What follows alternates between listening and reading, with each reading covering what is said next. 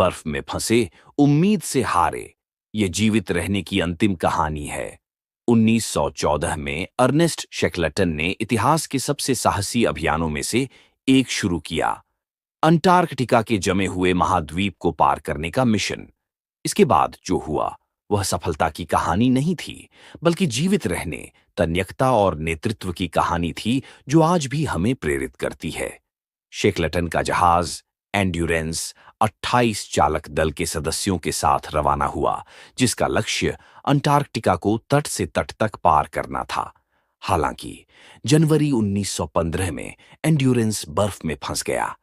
महीनों के इंतजार के बावजूद बर्फ ने जहाज को कुचल दिया, जिससे चालक दल पृथ्वी पर सबसे कठोर वातावरण में फंस गया। कोई रास्ता न होने के कारण शेकलटन ने अपने चालक दल को बहती बर्फ की चट्टानों पर शिविर लगाने के लिए प्रेरित किया। वे सीमित राशन पर जीवित रहे और ठंड के तापमान में सील और पेंगुइन का शिकार किया। शेकलटन के नेतृत्व ने मनोबल को ऊंचा रखा, यह सुनिश्चित करते हुए कि चालक दल गंभीर परिस्थितियों के बावजूद आशावान रहे।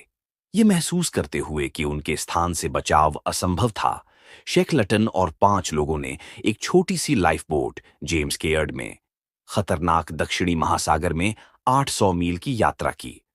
16 दिनों तक विशाल लहरों, ठंडी हवाओं और लगभग भूख से जूझने के बाद वे दक्षिण जॉर्जिया पहुंचे द्वीप। लेकिन उनकी परीक्षा समाप्त नहीं हुई थी। शेकलटन और 2 चालक दल के सदस्यों को व्हेलिंग स्टेशन तक पहुंचने के लिए 30 मील की अज्ञात पहाड़ी इलाके को पार करना पड़ा। शेकलटन ने तुरंत एक बचाव अभियान का आयोजन किया। कई प्रयासों के बाद वह शेष 22 लोगों को बचाने के लिए 30 अगस्त 1916 को एलिफेंट द्वीप पर लौट आया। उल्लेखनीय रूप से हर चालक दल का सदस्य बच गया। शेकलटन के नेतृत्व और दृढ़ संकल्प का प्रमाण।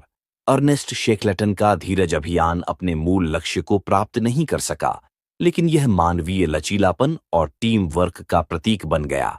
उनकी कहानी हमें असंभव बाधाओं का सामना करने में दृढ़ता की शक्ति सिखाती है।